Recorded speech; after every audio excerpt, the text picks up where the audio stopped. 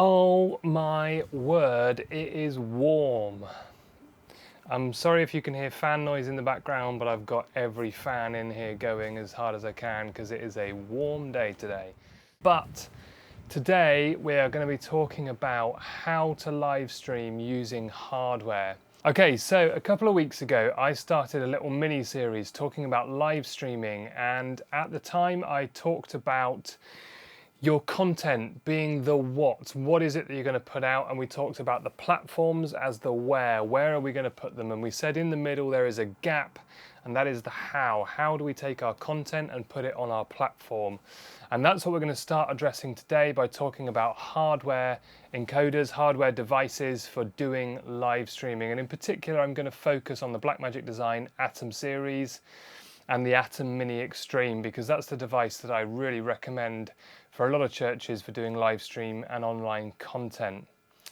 So I have 4 top tips for you today as to why I think that hardware encoding is great and why it's so good to do it on this particular device. I will be following this video up with the software version of this video, so how do we take our content and put it on our platform using software, and giving you a couple of examples for that one as well. But for today, let's have a look at the hardware and see how do we do this using hardware.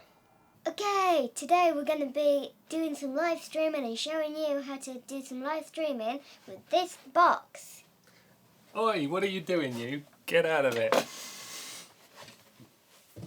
But yeah, he's right. We're going to talk about how to do live streaming using this device. So in essence, a live stream is a relatively simple thing. What we're doing is we're going to take a video feed and an audio feed, combine the two together and put it out onto the internet. And as we said before, we've got our content, which is our what, our platform, which is our where, and the how we do that is we bring our video and our audio of our content together and then put it out to our platform, as we discussed previously.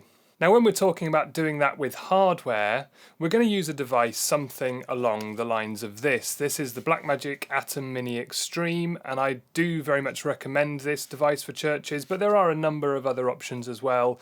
This is actually part of a whole range of devices, and we might have a look at those in just a moment. And there are even other options beyond Blackmagic Design as well. There are lots of ways that you could do this. But they're all going to work in the same basic way, the same basic principles apply. So you're always going to take a video feed and an audio feed, you're going to combine those two together and then put them out onto your chosen platform. So a hardware device like this is great because it has the connectors that we need on the back of here ready to go. So we've got audio feeds, we can plug audio feeds into this. It has video feeds, again we can just plug our video feeds into this, so we can combine our video and our audio together within this device. It has the ability to be able to mix those, so you can control audio levels and things to balance those sorts of things out. You can have a lot of control over what's going into this device and then how you manipulate that before it goes out onto the live stream. So there's lots of features in here that allow you to control those levels, to bring them in, to alter them if you need to before it goes out to your live stream. And then the other thing that we're also going to need is a streaming key.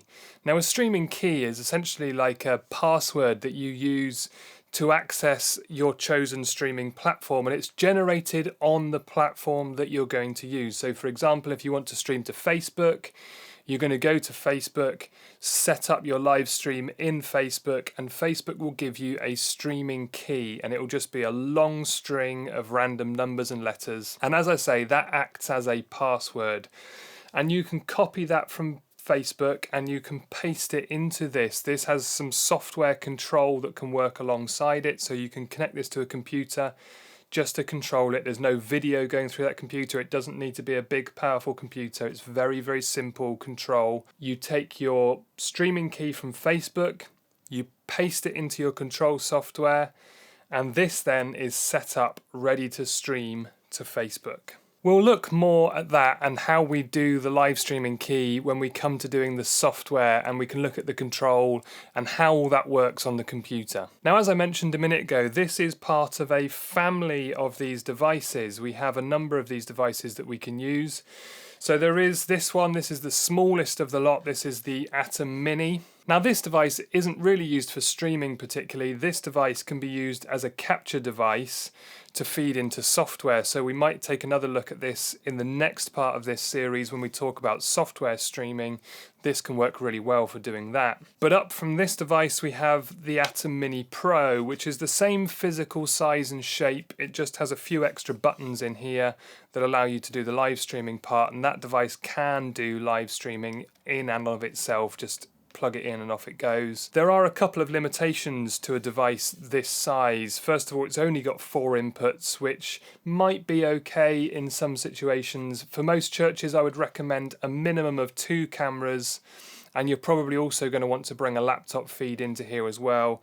So if you've got 2 cameras and a laptop, you actually have 1 input still that would be spare and available for you. So 4 inputs might be enough for some churches, but if you want to do anything more than that, then you might start to struggle. But the other fairly major limiting factor on this is that it only has 1 HDMI output, and you really need that HDMI input to be available for the person who's operating this device. They will have a little monitor that would sit alongside this, and they need to see that so they can see what they're doing with this and what's on all the different cameras and all that sort of stuff. There's a lot of information on there that's very useful for the operator.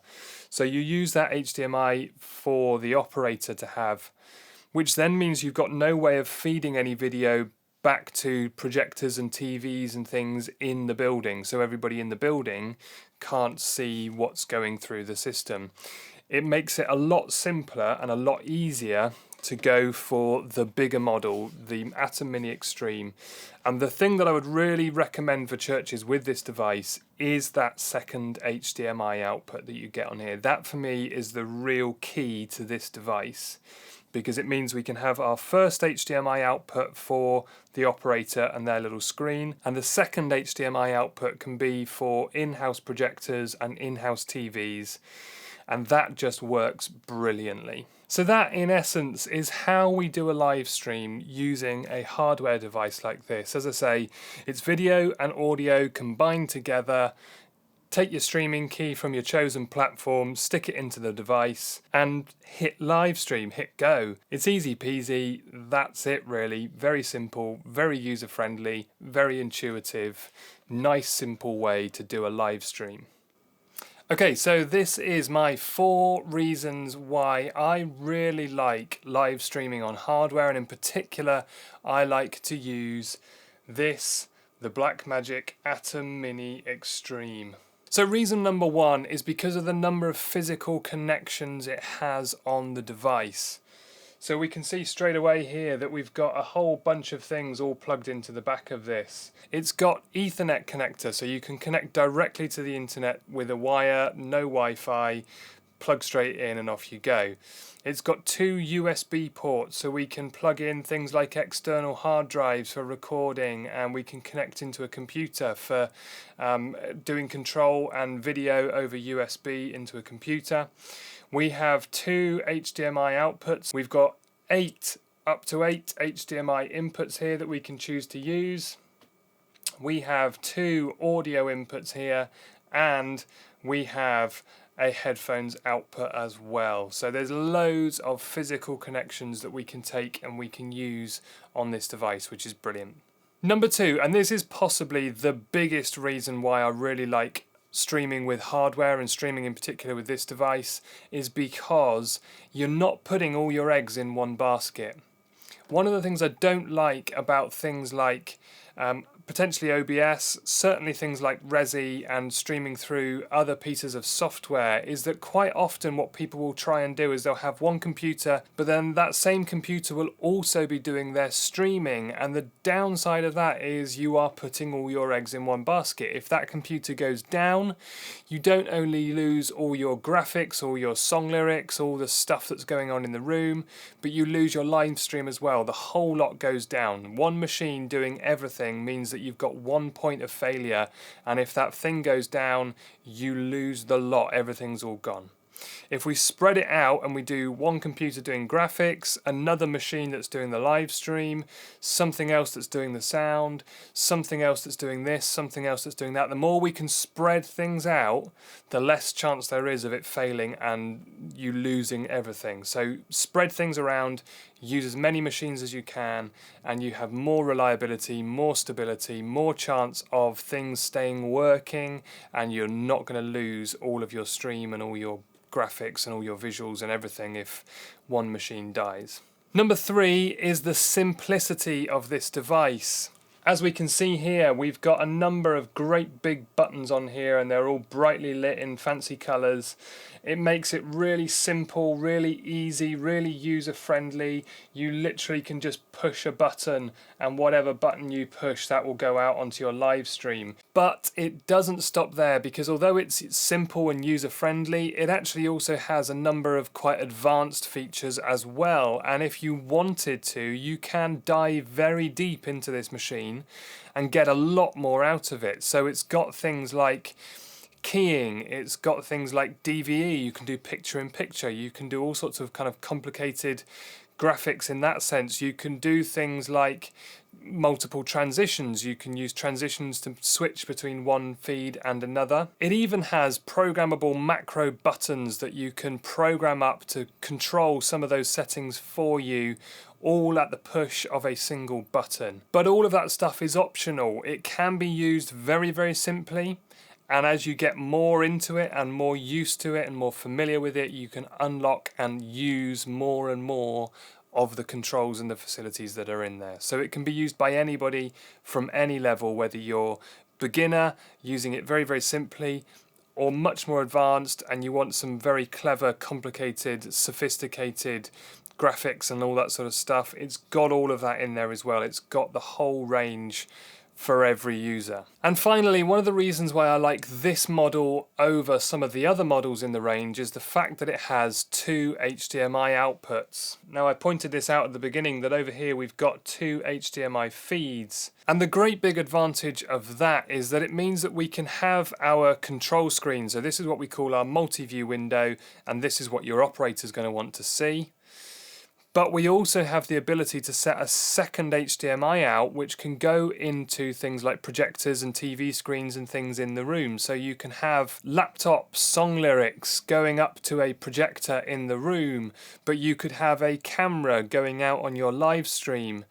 And your operator can view the multi-view window and see all of that at the same time, which makes this a really powerful switching device. You've got 2 separate switching mixes that you can make, so you can send one visual mix to your live stream, one visual mix into the house, and those 2 operate entirely independently of each other. So that is it. That is why I really like streaming using the Blackmagic ATEM Mini Extreme. I think it's a fantastic device and I think it works really well for churches. It's got a lot of features in there and it just does everything that you're going to want to do for most churches, most services, most of the time. The ATEM Mini Extreme is a brilliant device. And it certainly would be my preference in most situations as the way to do a live stream. So if that's been helpful for you, I would love it if you could give me a thumbs up. It really helps if you can do that. And as always, if you can subscribe, that also would be great. And that's it for this week. I will see you in the next video next week. Take care. See you then.